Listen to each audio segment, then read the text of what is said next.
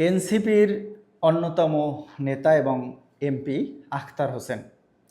আখতার হোসেন আজকে তিনি জাতীয় সংসদে দাঁড়িয়ে একটা গুরুত্বপূর্ণ মেসেজ দেওয়ার চেষ্টা করেছেন সরকারের প্রতি, বা যিনি সরকারের দায়িত্বে আছেন, দুর্যোগ ও ত্রাণ ব্যবস্থাপনার যিনি মন্ত্রী, তাকে উদ্দেশ্য করে, যে বলছেন, মাননীয় স্পিকার, আমার একটা প্রশ্ন আছে যে দুর্যোগের রোডম্যাপ কি পরিবর্তন হয়েছে?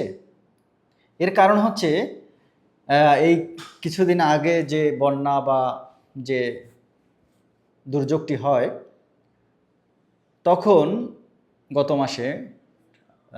মাসের আগের মাসের যে একটা বরাদ্দ দেওয়া হয় সকল এমপিদের, সরকারি দলে যে এমপিরা আছেন তাদের প্রত্যেকের আসনে নির্দিষ্ট পরিমাণে একটা বরাদ্দ দেওয়া হয়েছে, যেমন 85 লক্ষ টাকা, 90 টন চাল, এটা দেওয়া হয়েছে।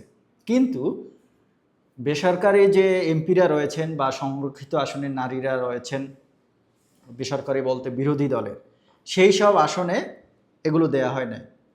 আর এ কারণেই এমপি আখতার হোসেন কিন্তু এই প্রশ্নটি করেছেন, এবং তিনি বেশ ভালোভাবেই সেখানে সরকারের সেই মন্ত্রীকে বিষয়টি নিয়ে জোর দিয়েছেন যে বন্যা যখন হয় তখন কি দেখে যে কোন এলাকায় সরকারি দলের এমপি রয়েছে আবার কোন এলাকায় সরকারি দলের এমপি নাই, সেটা দেখে বন্যা হয়, নাকি বন্যা সব জায়গায় হয়, শুধু বন্টনের বেলায় বা সাহায্য সহযোগিতার বেলায় সরকারি দলকে দেওয়া হয়? এটা বৈষম্য হয়েছে কিনা? বর্তমান সরকার মেয়াদে যে সরকার গঠন হয়েছে তখন এই সময়টায় এরকম বৈষম্য আসলে ঠিক কিনা, এমন প্রশ্নও কিন্তু ছুড়ে দেন এনসিপির বর্তমান এমপি আখতার হোসেন।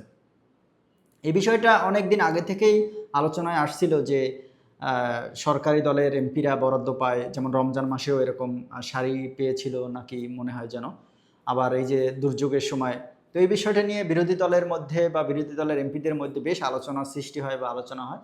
অবশেষে আজকের সংসদে সেটার একটা বাস্তব রূপ দেখলাম, যে বিরোধী দলের পক্ষ থেকে যে ক্ষোভ প্রকাশ, সেই ক্ষোভ প্রকাশের পরে অবশেষে যে মন্ত্রী তিনি কিন্তু আশ্বাস দিয়েছেন যে 2-1 দিনের ভিতরে তাদের বাজেটটাও পৌঁছে যাবে।